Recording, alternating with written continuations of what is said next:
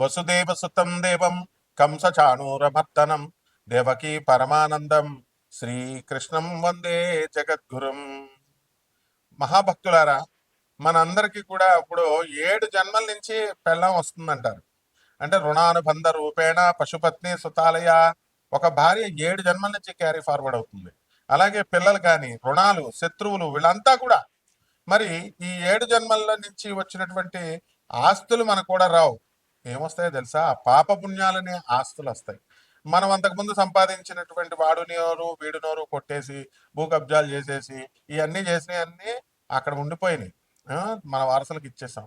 అయితే దానికి సంబంధించినటువంటి ఆ కర్మలు చేసాం కదండి, ఆ ఫలితాలు మాత్రం పుణ్యమైతే పుణ్య ఫలితాలు, పాపాలైతే పాప ఫలితాలు మనకు కూడా వచ్చేస్తాయి ఈ జన్మలంతా కూడా. కాబట్టి ఇప్పుడు గరుడ పురాణం అనేటటువంటిది ఒకటి ఉందని మనకు తెలుసు. యముడు చక్కగా నచికేతుడికి జన్మ రహస్యాలన్నీ కూడా చెప్పాడు. గరుడ పురాణంలో ఏ శిక్షకి ఏదో, మరి ఏ పాపానికి ఏ శిక్ష వేస్తారు, ఏ పుణ్యానికి ఏది లాభం జరుగుతుంది, ఇవన్నీ కూడా వర్ణించబడ్డాయి. కాకపోతే మనం జీర్ణించుకోవడానికి కొంచెం కష్టంగా ఉంటుందన్నమాట. ఇప్పుడు చూడండి, మనకి లాస్ట్ 7 జన్మల నుంచి మనం కనుక తీసుకుంటే కనుక మనము భార్య అనేటటువంటి ఆవిడ ఎందుకు వస్తుందంటే మనకు పాపం సేవ చేస్తుందండి. పాపం మనం వాళ్ళ చేత సేవలు చేపించుకున్నాం, అందువల్ల ఆమె భార్య రూపంలో వస్తుంది. పిల్లలు ఎవరండి? అప్పులు ఎగ్గొట్టేసాం మనం, అప్పులోళ్లే మన పిల్లలు. అందుకే వాళ్ళని శుభ్రంగా చదివేస్తాం, బ్రహ్మాండంగా పెంచుతాం, పెద్ద చేస్తాం. వాళ్ళకి అన్నీ ఇచ్చిన తర్వాత మనకి చితి పెట్టించుకుంటాం వాళ్ళ చేత. ఆ మధ్యలో వాళ్ళు ఏం చేస్తారండి? భార్య పిల్లలు వచ్చిన తర్వాత వాళ్ళు ముందుకు వెళ్ళిపోతారు వాళ్ళు. కాబట్టి ఇది తప్పు కాదండి, ఇది ప్రకృతి ధర్మం. ప్రకృతి ధర్మం ఏంటంటే ముందు చూపు చూడాలి. ముందు వాళ్ళకి పుట్టినటువంటి సంతానాలు చూస్తారు కానీ వెనక్కి చూడరు. వెనకగా వాళ్ళ తల్లిదండ్రులని, వాళ్ళని, తాతల్ని వాళ్ళ చూడరు అనమాట. కాబట్టి మనము ఎవరి అయితే మనము ఈ ఈ యొక్క స్త్రీలని మనం అవమానిస్తామో అటువంటి వాళ్ళు పేడలో పురుగుగా పుడతాడని గరుడ పురాణం చెప్తుంది. ఎవరైతే అమాయకులైనటువంటి అబలులైనటువంటి వాళ్ళ మీద అత్యాచారాలు చేస్తామో, లేకపోతే వాళ్ళ యొక్క ధనాన్ని మనము లాగేసుకుంటామో, ఇవంతా కూడా మనం ఎలా పుడతామంటే దోమై పుడతాము అని చెప్తోంది గరుడ పురాణం. అలాగే మనము గురువుల్ని మనం సలహాలు ఇస్తాం, వెటకారం ఆడతాం. చిన్నప్పుడు మనం స్కూల్కి వెళ్ళినప్పుడు చూడండి, మాస్టర్ పాఠాలు చెప్తుంటే జోకులు వేస్తాం, సెటైర్లు వేస్తాం. అలాగే ఇప్పుడు నేను వీడియోలు చెప్తున్నానండి, నా మీద కూడా సెటైర్లు వేస్తారు కదా, సరదాగా కామెంట్స్ అవి పెడతా ఉంటారు. అంటే మంచిగా చెప్పకపోతే మీకు ఏమండి మీరు కోటీశ్వర్లు అయిపోతారండి, ఏమండి మీరు చాలా గొప్పవాళ్ళు అయిపోతారండి అంటే అప్పుడు పెడతారు. ఏమంటే ఈ రాశి వాళ్ళు మేము చాలా సంవత్సరాల నుంచి చూస్తున్నాం, మాకు అవ్వట్లేదు అని అప్పుడు పెడతారు. ఒకవేళ ఒరే నాయన ఉన్నది ఉన్నట్టు చెప్పామనుకోండి, ఇలా జరుగుతురా నాయన, ఇప్పుడు గరుడ పురాణం లాంటి విషయాలు మనం ఎప్పుడూ సత్యమే చెప్తాం. అయితే అప్పుడు ఏం చేస్తారండి? వీడు ఎక్కడ దొరికాడరా బాబు, మళ్ళీ వచ్చేసాడు వీడు అని చెప్పేసి, ఎక్కడ దొరికాడరా అని కామెంట్లు పెడతారు. ఇట్లాంటివన్నీ కూడా తప్పమ్మా. అందువలన గురువుల్ని కనుక ద్వేషిస్తే ఆయుక్షీణమవుతుంది, అదృష్టహీనులు అయిపోతారు. అందువలన చాలా నష్టాలు జరుగుతాయి. మా నోటితో చెప్పకూడదు, ఎందుకంటే చెప్తే అలెక్కే చిట్టి పికిల్స్ లాగా అయిపోద్ది అనమాట మీ బతుకులన్నీ కూడా. అందువలన కంపల్సరీ మీరంతా కూడా మీ గురువులంటే ఎవరైనా మీకు పాఠాలు చెప్పినోడు, మీ అమ్మని మీరు తిట్టుకుంటారా? మీ నాన్న మీరు తిట్టుకుంటారా? మీకు పాఠాలు చెప్పిన మేస్టర్ని తిట్టుకుంటారా? ఒక మహానుభావుడు నాకు పెడతాడు, ఎవరు మీరు సోదెక్కి వేసేస్తున్నారండి బాబు. మరి ఇక్కడ మీరు జాతక రాశి ఫలాలు పాయింట్ చెప్పట్లేదండి. మహానుభావ, మహాపురుషోత్తమ, నీవంటి గొప్పవాడు గురువులకి సలహాలు ఇవ్వకూడదు నాయన. ప్రొఫెసర్ నేను, మరి సలహాలు ఇస్తే ఎట్లా? అక్కడ మంచి అంటే నువ్వు చాలా కోటీశ్వరుడు అయిపోతావు, నువ్వు చాలా గొప్పవాడు అయిపోతావు అని చెప్తే నువ్వు ఏం దానాలు చేసావు? నువ్వు పూర్వజన్మలో దానాలు కూడా చేయాలి కదా. ఈ జన్మలో ఏం చేసావు చెప్పు? అనాథలకి ఎవరికి చేసావు? దానాలు చేయవు. పంతులకు మాకు ఫీజు ఇవ్వవు. తర్వాత సలహాలు మాత్రం ఇస్తావు. అసలు మేము స్క్రోల్ చేసే నెంబర్ ఎందుకు వేస్తాం? పాపం నిత్య అవసరంలో ఎవరైతే బాగా కష్టంలో ఉంటారో వాళ్ళు పాపం వాళ్ళ సజెషన్స్ అడిగి మా సలహాల ప్రకారం వింటారండి.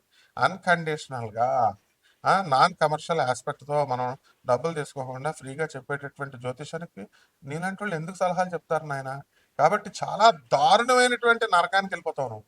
ఎంత అంటే మామూలుగా వ్యాధి, ఆ జ్యోతిష్యాన్ని కానీ, గురువుని కానీ, వైద్యుడిని కానీ ఎవరైతే ద్వేషించినా, వాళ్ళకి సలహాలు ఇచ్చినా వాళ్ళంతా ఏమైపోతారో తెలుసా? ఆయుక్షీణం అయిపోతారు, అదృష్టహీనులు అయిపోతారు. అండ్ డాక్టర్ని కనుక ద్వేషించినట్లయితే వాడు పైకే పోతాడు. కాబట్టి భయపెట్టడాలు గీపెట్టడాలు ఉండవు, మనదంతా స్ట్రైట్ ఫార్వర్డ్. కాబట్టి ఈ యొక్క ఎవ్వరి అయితే పుస్తకాలు దొబ్బేస్తారు చాలా మంది చూడండి. దొంగ పువ్వులు దొబ్బేస్తారండి. తెల్లారుజామున 5:00కల్లా లేచి పాపం ఓనర్ చెట్లు పోసుకొని, నీళ్లు పోసుకొని చెట్లు అంతా చేస్తే కవర్లు వేసుకొచ్చి వాకింగ్ అని చెప్పి వాళ్ళు మొత్తం అసలు ఓనర్‌కి 2 పువ్వులు వచ్చినట్టు మొత్తం కోసేస్తారు. అప్పుడు ఏమవుతుందో తెలుసా అండి? మీరు చేసే పుణ్యం అంతానేమో ఓనర్‌కి పూజల వల్ల వచ్చే పుణ్యం. మీకేమో పాపమే, దొంగతనం పాపమే. తర్వాత ఏమైపోతారండి మీరు? మిడతైపోతారు. గరుడ పురాణం చెప్తుంది. మా గురువుగారు గరికపాటి నరసింహారావు గారు కూడా దొంగ పూలు కొయ్యొద్దమ్మా అని చెప్పారు. అప్పటి నుంచి కొంత తగ్గింది. ఇంక మా మిగతా వాళ్ళు కోసేస్తున్నారు అనుకోండి. చాలా నరకాలకు వెళ్ళిపోతారండి బాబు. దొంగ పూలు కొయ్యకూడదండి. అలాగే ఇక ఇంట్లో ఇంట్లో పెట్టుకుంటారు నమ్మకంగా. ఇంట్లో పెట్టుకుంటే నమ్మకంగా ద్రోహాలు చేస్తారు. బాయ్ ఫ్రెండ్స్ కోసం మరి వీళ్ళు గర్ల్ ఫ్రెండ్స్ కోసం ఈ యూత్ ఏం చేస్తారంటే ఇంట్లో పెడితే డబ్బులు దొబ్బేస్తారండి బాబు. బంగారము డబ్బులు దొబ్బేస్తారు. మరి అది ఎవరి మీదకి వెళ్ళిపోద్ది? పాపం ముసలోళ్ళు ఉంటారు కదా, వాళ్ళకి ఏదో తిండి పెడతా ఉంటారు కదా, ఆ ముసలోళ్ళ మీదకి వెళ్ళిపోద్ది. ఆ ముసలోళ్ళని తిట్టేస్తారు వీళ్ళు ఇంటి యజమానులు. మనవరాల్ని మనవాడిని ఏమనలేక. కాబట్టి ఇలాంటివన్నీ కూడా మహాపాపాలు అయిపోయి నెక్స్ట్ జన్మలో వికలాంగులు అయిపోతారు. ఇది అన్ని గరుడ పురాణం అన్ని క్లియర్ గా చెప్తుంది. కాబట్టి ఇవన్నీ సరదాగా చెప్పేది కాదు నాయన. భయపెట్టాల్సిన ఇప్పుడు మేము భయపెట్టేవరకు మేము కూడా రౌరవాది నరకాలకు వెళ్ళిపోతాం నాయన. భయపెట్టేది లేదు. ఉన్నది ఉన్నట్టు చెప్పకపోతే రౌరవాది నరకాలే మాకైనా సరే. కాబట్టి యూట్యూబ్ లో ఉన్నటువంటి మహానుభావులు మొత్తం జ్యోతిష్యం చెప్పేటటువంటి వాళ్ళు, ప్రవచనాలు చెప్పేటటువంటి వాళ్ళు ఎంతో కష్టపడి ఎంతో పరిశ్రమించి రోజులు రోజులు పుస్తకాలు బట్టీలు కొట్టి చిన్నప్పటి నుంచి గురుగారు పాళ్ళు పిసికి అన్ని నగ్న సత్యాలు చెప్తున్నారు నాయన. నగ్న సత్యాలు చెప్తున్నారు. కాబట్టి వాళ్ళు అలా చెప్పలేదనుకోండి రౌరవాద నరకానికి వెళ్ళిపోతారు వాళ్ళు కూడా. కాబట్టి ఈ విషయాల్లో చాలా జాగ్రత్తగా ఉండాలా. గరుడ పురాణంలో ఎవరి అన్నం అయితే మనం దొబ్బేస్తామో అటువంటి వాళ్ళు మనం అన్నం లేకుండా నెక్స్ట్ జన్మలో చాలా బాధపడతాం. అంటే అన్నం అంటే అన్నం ప్లేట్ కాదండి దొబ్బేయడం. అవతల వాడి యొక్క శ్రమను దోచుకోవడం. అవతల వాడికి వాడు కష్టపడి సంపాదించుకుంటాడండి ఇల్లు. కొంతమంది రాజకీయ నాయకులు, రౌడీ షీటర్లు, చెడ్డోళ్ళు ఉంటారు కదా, వాళ్ళు దొబ్బేస్తారు కదండి స్థలాలు అవన్నీ. వాళ్ళకి నెక్స్ట్ జన్మలో ఫుడ్ ఉండదండి. కాబట్టి అందుకనే రౌడీ షీటర్లు చూడండి ఈ జన్మలోనే ఫటాల్ కత్తి పట్టుకునేవాడు కత్తితోనే పోతాడు. నయీం ఏమైపోయాడండి? మన కళ్ళ ముందు నయీం అయిపోయాడు. బోడు మందిని చూసాం మనం ఇలాంటి వాళ్ళందరినీ గోండాల్ని. ఆ, మా మా ఫ్రెండ్ అయినటువంటి పోలీస్ కమిషనర్ సురేంద్ర బాబు ఏసైడ్ మ్యాన్ ఎన్కౌంటర్ సజ్జనార్ సార్ ఎవరు ఏంటో ఐపీఎస్లు బ్రహ్మాండమైన ఐపీఎస్లు ఉన్నారు. ఐపీఎస్లు ఇప్పుడు జితేంద్ర సార్ మహాత్ముడు డీజీపీ. మరి వీళ్ళంతా ఉండగా మనం పిచ్చేషాలు వేస్తే మనం రక్షించుకోవాలి. చక్కగా మన ధర్మాన్ని, ఎథిక్స్ని, మారల్స్ని రక్షించుకోవాలి నాయన, రక్షించుకోవాలి. కాబట్టి అధర్మం పాలు చేయకండి. చక్కగా ధర్మం కోసం వీళ్ళు చెప్పేటటువంటి ప్రవచనాలన్నీ వినండి. పూజలు పునస్కారాలు చేయక్కర్లేదులే. ₹1,00,000 అవుతున్నాడు, లేకపోతే అడుగుతున్నాడు, లేకపోతే 50,000 అడుగుతున్నాడు అని ఈ జ్యోతిష్కులు చెప్పేది వదిలేయండి. పాపం దక్షిణలు ఇచ్చేయండి బాబు. పంతులకి దక్షిణలు ఎగ్గొడతారంటే బాబు. ఎవరైతే పంతులకి దక్షిణలు ఎగ్గొడతారో, ఎవరైతే జ్యోతిష్కులకి దక్షిణలు ఎగ్గొడతారో వాళ్ళకి ఏమొస్తుందో తెలుసా? గరుడ పురాణం తీసి చదవని చూస్తాను. బ్రాహ్మణ చెప్పేది వినకపోయినా. బ్రాహ్మణ అంటే ఏంటండి? బ్రాహ్మణ క్యాష్ కాదండి బాబు. బ్రాహ్మణ అంటే బ్రహ్మజ్ఞానాంతో బ్రాహ్మణ. ఎవరైతే నీ మంచి కోసం చెప్పేటటువంటి వాడు, గురుస్థానంలో ఉండి చెప్పేటటువంటి వాడు, దత్తాత్రేయుడు అవతారం వాడు, అటువంటి వాళ్ళు కనుక చెప్పింది కనుక వినకపోతే నువ్వేమైపోతావు అంటే రౌరవాది నరకాలకు వెళ్ళిపోతావు అని చెప్తోంది. రౌరవాది నరకం అంటే అల్టిమేట్ అనమాట. ఇంకా ఇవన్నీ నరకాలు ఉన్నాయండి లేవండి అని వితండవాదం చేసే వాళ్ళకి ఈ జన్మలో లాస్ట్ రోజులు కూడా అవసరం లేదు. స్టార్టింగ్ లో పెరాలసిస్ వచ్చేస్తుంది. గరుడ పురాణం అంటేనే అంతేనండి బాబు. భయం భయం భయం. అందుకే ఇంట్లో గరుడ పురాణం ఎవడో పెట్టుకోడు. దానికి భయం వేసి ఏంటి తప్పులు చేయాల్సి వస్తుంది. తప్పులు చేస్తే ఈ సెక్షన్ గరుడ పురాణంలో ఉంటది.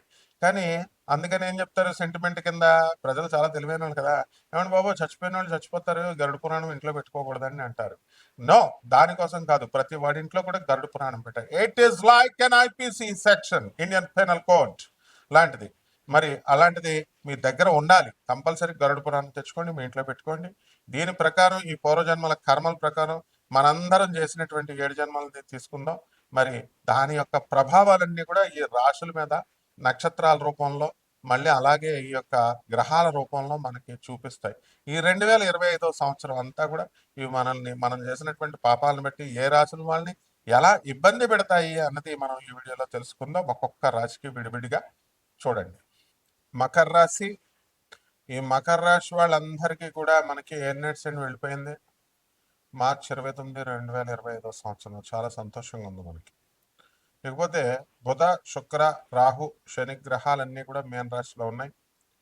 ఆయన రాహువు మరి ఈ యొక్క మే 30వ తేదీన రాహు కుంభరాశిలోకి, కేతువేమో కన్య నుంచి ఈ సింహరాశిలోకి వెళ్తాడు.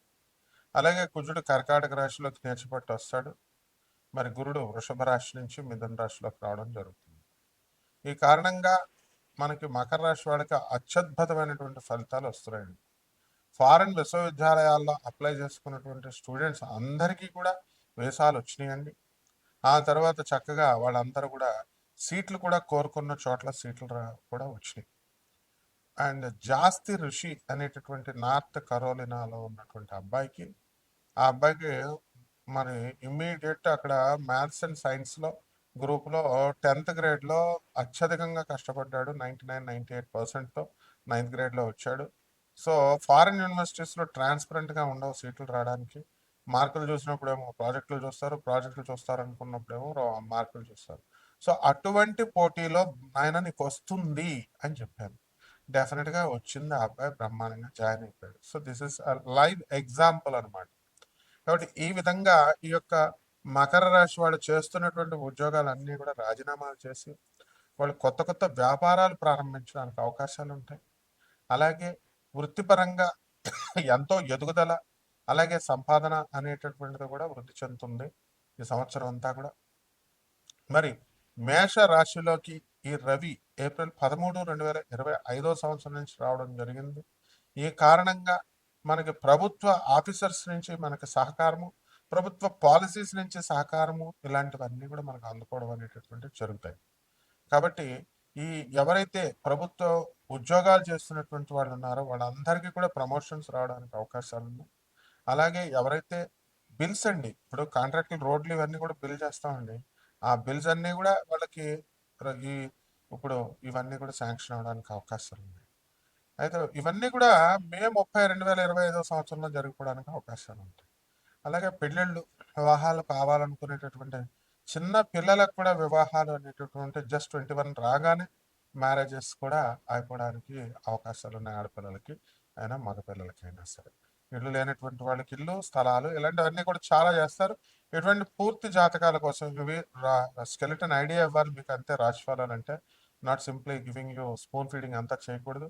And you are not vessels to be poured in your, we have to light your spark అంతే. కాబట్టి మీ వ్యక్తిగత జాతకాల కోసం ఎవరైతే ఇంట్రెస్ట్గా ఉన్నారో అటువంటి వాళ్ళంతా కూడా మీరు వాట్సాప్లో మీరు మీ డీటెయిల్స్ అన్నీ పెట్టచ్చు. నాన్ కమర్షియల్ ఆస్పెక్ట్తో మేము చెప్తాం కాబట్టి తప్పకుండా మీకు మా సర్వీసెస్ని మీరు ఉపయోగించుకోవచ్చు. అండ్ ఇట్స్ ఎ ప్రివిలేజ్ అనమాట ఫర్ అస్. అండ్ నెక్స్ట్ రెండవది ఏంటంటే పరిహారాల దగ్గరికి వచ్చేసరికి మకర రాశి వాళ్ళకి మనకి ఈ అష్టమ కేతువు నడుస్తున్నాడు మే 30, 2025 సంవత్సరం నుంచి. కాబట్టి ఒంటరిగా ఉండకండి. సుసైడ్లు చేసుకోవాలనేటటువంటి ఆలోచనలు వస్తూ ఉంటాయి. అండ్ అటువంటి వాళ్ళు అలా పరుషంగా వాళ్ళు అంతా కూడా వెటకారాలు ఆడే వాళ్ళ దగ్గర మీరు ఉండొద్దు అసలు. సో కేతు జపం చేసుకోండి, కేతు స్తోత్రాలు చదవండి. కేతువుకి కిలోంపావు ఉలవల్ని, ఆవుపేట రంగు ఉన్నటువంటి వస్తువులను కానీ, లేదా శుభ్రంగా మీకు ఈ యొక్క చిత్రవర్ణం కలిగినటువంటి మల్టీ కలర్డ్ బట్టల్ని మీరు పేద బ్రాహ్మణుడికి దానం చేయండి. అలాగే గరిక గడ్డితో ఓం గణేశాయ నమః అంటూ గణపతికి మంత్రాలు ఇవన్నీ కూడా చేయండి.